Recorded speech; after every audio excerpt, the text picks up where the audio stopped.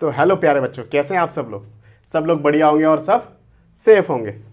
तो बच्चों आज आज मैं जो बताने जा रहा हूँ, जो क्लास 12th की जो हमारा जो बोर्ड एग्ज़ाम है टर्म 1 एंड टर्म 2, उसमें सिलेबस क्या क्या आ रहा है और उसकी स्ट्रेटजी क्या है, हमने पढ़ना कैसे। ठीक है, जो हमने नया कोर्स जो किया है, सो एवरी मॉर्निंग जो 8 बजे 8 बजे आया करेगा आपके लिए, तो उसकी हमको प्लानिंग करके पढ़ाना पड़ेगा। ठीक है, क्योंकि विदाउट स्ट्रेटजी कोई काम सक्सेसफुल नहीं होता। तो पहले हम स्ट्रेटजी बनाते हैं, फिर उस स्ट्रेटजी को फॉलो करेंगे अच्छे तरीके से। ठीक है, ठीक। तो बच्चों देखो, जो हमारा टर्म 1 का सिलेबस है तो उसको किस टाइप से डिवाइड किया हुआ है सीबीएसई बोर्ड ने। जो टर्म 1 का जो 40 मार्क्स का पेपर आएगा हमारा, 90 मिनट्स होंगे उसमें, और वो MCQ टाइप क्वेश्चन है। और जो ये NCERT ने सिलेबस जारी किया है एज पर NCERT किया हुआ है। ठीक है, वो गवर्नमेंटल बुक है, तो उसके जरिए से क्या होता है, सिलेबस निकलता है। तो हमारा जो फर्स्ट चैप्टर है रिलेशन एंड फंक्शंस, देखो रिलेशन एंड फंक्शन ये मैं बोलता हूँ क्लास 12 का one of the most important chapter and toughest chapters में भी से एक चैप्टर है। ठीक है, तो इस चैप्टर का जो वेटेज दे रहा, ये चैप्टर दे रहा चैप्टर 1 रिलेशन एंड फंक्शन। देखो इसकी एक्सरसाइज 1.1 आ रही है, 1.2 आ रही है, 1.3 एंड 1.4 नहीं आ रही। ठीक है, 1.1 एंड 1.2 और types of relation and types of functions ये आ रहे हैं, 1.3 एंड 1.4 नहीं आ रहे। ठीक है, और इसके मिसलेनियस के और जो 1.1 और 1.2 के जो रिलेटेड क्वेश्चन होंगे वो करने हैं, बस सिंपल सा। काफ़ी सीबीएसई ने जो सिलेबस रिड्यूस किया है उसका हमको बहुत ज़्यादा फायदा मिलने वाला है। ठीक, और जो चैप्टर 2 है जो इनवर्स ट्रिग्नोमेट्रिक फंक्शंस, उसमें एक्सरसाइज 2.2 नहीं आ रही, सिर्फ 2.1 आ रही है, और इसके मिसलेनियस के रिलेटेड आएगा। ठीक है, तो और इसका वेटेज कितना दे रहेगा इन दोनों चैप्टर्स को मिला के, 8 मार्क्स का। ठीक है, तो 8 मार्क्स का वेटेज है इन दोनों चैप्टर्स को मिला के। ठीक, अब जो चैप्टर जो थर्ड दे रखा है मैट्रिसेस, ये काफ़ी लेंथी चैप्टर है बट इंटरेस्टिंग भी है। ठीक है, एक्सरसाइज 3.1, 3.2, 3.3, 3.4 हमारे सिलेबस से हटा दी गई है। ठीक है, तो 3.4 नहीं करनी हमने। ठीक है, अब हमने फिर उसके बाद से जो मिसलेनियस में इसके जो रिलेटेड क्वेश्चन होंगे वो सारे करने हैं। ठीक, तो सिलेबस काफ़ी कम आ रहा है, कोई दिक्कत वाली बात नहीं है, आराम से करेंगे, सारी स्ट्रेटजी को फॉलो करेंगे, बड़े आराम से होगा। फिर चैप्टर 4 है डिटर्मिनेंट्स, इसमें एक्सरसाइज 4.1 आ रही है, 4.2 नहीं आ रही, 4.3, 4.4, 4.5, 4.6, 4.2 को छोड़ के बाकी सारी एक्सरसाइज आ रही है। ठीक है, और जो मिसलेनियस से और जो उसके रिलेटेड क्वेश्चन होंगे मिसलेनियस में वो करनी है। बट बच्चों हमने मिसलेनियस एक्सरसाइज को जरूर करना है। ठीक है, क्योंकि मिसलेनियस एक्सरसाइज बहुत मोस्ट इंपॉर्टेंट एक्सरसाइज होती है। उसमें NCERT के जो नॉर्मल एक्सरसाइज में क्वेश्चन होता है उससे एक स्टेप ज़्यादा टफ क्वेश्चन होते हैं, मतलब अच्छे क्वेश्चन होते हैं। ठीक है, तो उसको करना बहुत जरूरी है, क्योंकि हमारा सारा कॉन्सेप्ट बिल्डिंग का खेल होता है मैथ्स के अंदर ना। चैप्टर 5 है कंटिन्यूटी एंड डिफरेंशिएबिलिटी, उसमें एक्सरसाइज 5.1 to 5.7 आ रही है। ठीक है, एक्सेप्ट 5.8 है, 5.8 नहीं आ रही, बाकी सारा चैप्टर आ रहा है। मिसलेनियस भी आई करनी है, उसके रिलेटेड क्वेश्चंस। ठीक, अब चैप्टर 6 है जो एप्लीकेशन और डेरिवेटिव्स, उसमें एक्सरसाइज 6.1, 6.2, 6.3, 6.4 नहीं आ रही, सिर्फ 6.4 नहीं आ रही, बाकी पूरा चैप्टर आ रहा है। और इन दोनों चैप्टर का वेटेज मिला के 17 मार्क्स का है। ठीक है बच्चों, और चैप्टर 12 आ रहा है लीनियर प्रोग्रामिंग प्रॉब्लम्स ना, ये चैप्टर काफ़ी इजी चैप्टर है, इसमें कोई दिक्कत नहीं है। सिर्फ इसकी एक्सरसाइज एक 12.1 आ रही है, ना 12.2 आ रही, ना इसकी मिसलेनियस आ रही है, और ये 5 मार्क्स का चैप्टर है। ठीक, तो बच्चों हमारे ये कितने चैप्टर आ रहे हैं, 7 चैप्टर्स आ रहे हैं टर्म 1 में। और ये टर्म 1 का जो सिलेबस है ये काफ़ी ईजी सिलेबस है, इतना टफ नहीं है, आराम से हो जाएगा। ठीक है, इसको हम बेसिकली, चलो अभी मैं बताता हूँ इसकी स्ट्रेटजी का। नहीं, 10 मार्क्स का होगा सब प्रैक्टिकल प्लस टेस्ट। तो बच्चों देखो, प्रैक्टिकल और टेस्ट का मतलब यह है कि आपको जो प्रैक्टिकल फाइल बनानी है उसके लिए थोड़ा सीरियस रहना है, मजाक में नहीं लेना। ठीक है, अब तो बड़े हो गए, थोड़ा सा उसको सीरियस लोगे तो अच्छी बात है, क्योंकि अब चीज़ों को सीरियस लेना स्टार्ट कर दो आप, क्योंकि लाइफ में अब ये मजाक वाला फेस नहीं रहेगा। ठीक है, इन्जॉय वाला, अब आपको सीरियसली चीज़ों को लेना पड़ेगा, तभी लाइफ बेटर होगी और इंप्रूव होगी, और सीरियसली लेना भी चाहिए क्योंकि आप बड़े हो अब। ठीक है, तो और जो टेस्ट के मार्क्स है ये 10 मार्क्स इसके हैं। तो इस हिसाब से जो फर्स्ट टर्म है हमारा ये डिवाइड किया हुआ है।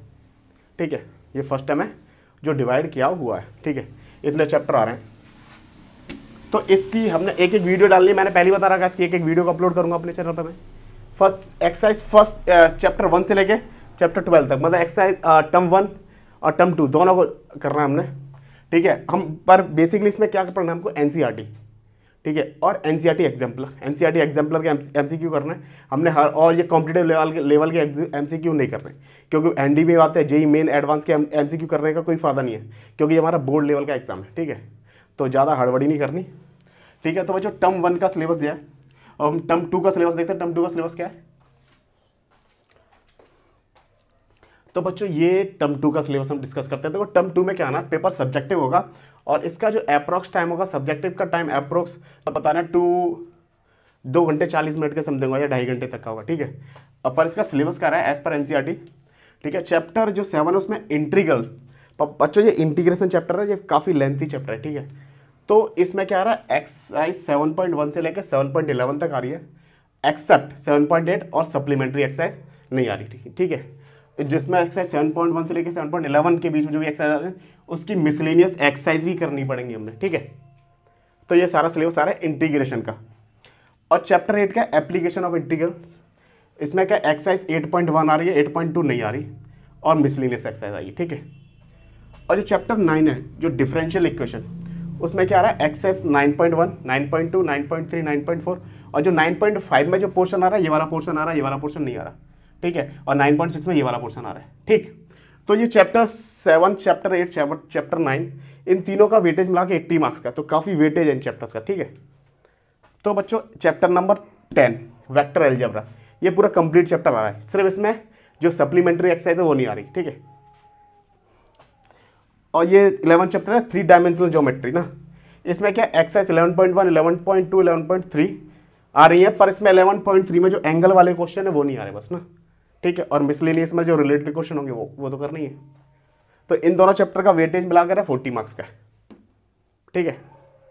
तो बच्चों चैप्टर नंबर जो 13 है वो प्रोबेबिलिटी, प्रोबेबिलिटी में एक्सरसाइज 13.1 आ रही है, 13.2 आ रही है, 13.3 आ रही है, 13.4 और 13.5 नहीं आ रही, ठीक है। और 13.5 मिसलेनियस रिलेटेड मिसलेनियस ये तो करनी है हमको रिलेटेड क्वेश्चन, ये 8 मार्क्स का चैप्टर, ठीक है। तो 10 मार्क्स का होगा प्रैक्टिकल प्लस टेस्ट, ठीक है। तो बच्चों ये सब्जेक्टिव पेपर होगा लिखने वाला ना, जो हम पहले करते आ रहे हैं ना, उस टाइप की पेपर होगा ये। तो इसका टाइमिंग अप्रॉक्स 2 घंटे 40 मिनट के समथिंग बता रहे हैं, ठीक है। तो बच्चों ये है, ठीक है।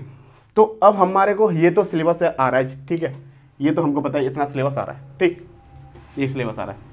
बट इसको स्ट्रेटजी कैसे बना के पढ़ना हमने ना, तो हम डिस्कस करते हैं स्ट्रेटजी क्या बनानी है, ठीक है।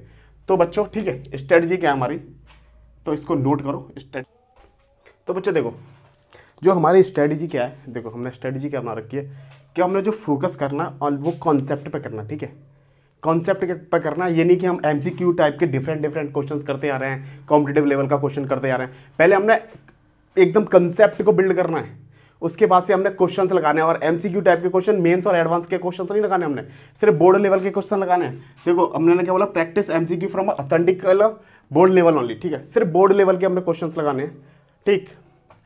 और दोनों एग्जाम, दोनों टर्म को ना तुमने सीरियसली लेना है, क्योंकि देखो अभी जो कोविड के जो हालात चल रहे हैं ना, अगर तुम्हारे टर्म 1 के पेपर हुए, ठीक है, टर्म 2 के नहीं हुए, तो पूरे आपको जो टर्म 2 के भी मार्क्स है वो टर्म 1 के बेसिस पे दिए जा सकते हैं। अगर टर्म 1 के नहीं हुए, टर्म 2 के हुए, तो ठीक है, आपको फिर टर्म 2 के बेसिस पर टर्म 1 के नंबर दिए जाएंगे। तो आपने दोनों टर्म्स को बहुत सीरियसली लेना है, ठीक। और आपने जो प्रैक्टिस करनी है MCQ from authentical board level, सिर्फ बोर्ड लेवल के एग्जाम्स की करनी है यार, और कुछ नहीं करना। और कीप स्टडी विद एनसीईआरटी, और एनसीईआरटी से ही स्टडी करनी है, एनसीईआरटी, ठीक है। ये 4 पॉइंट लिखा है मैंने, और ये एनसीईआरटी से स्टडी करनी है। Practice good for MCQ for NCERT exemplar, जो एनसीईआरटी एग्जाम्पलर के जो एमसीक्यू हैं वो इनफ है, उससे ज़्यादा से नहीं पढ़ना हमने, ठीक है। और मैंने जो एक बात और लिखनी है इसमें, क्या लिखना है, देखो हमारा जो अब अगर ये हमारा पेपर जो हमारा टर्म 1 हुआ, जो टर्म 1 के जो पेपर होंगे एटलीस्ट कहाँ से होंगे, नवंबर या दिसंबर में कंप्लीट हो जाएंगे, ठीक है।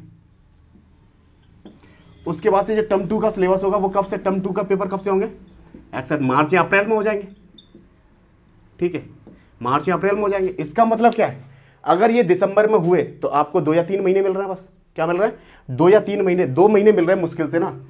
और 2 महीने में, 1 महीने में तो इंटीग्रेशन ही होता भाई, 1 महीने तो आप इंटीग्रेशन ही कर पाओगे, बहुत लेंथी चैप्टर इंटीग्रेशन, तो 1 महीने में तो भी होगा।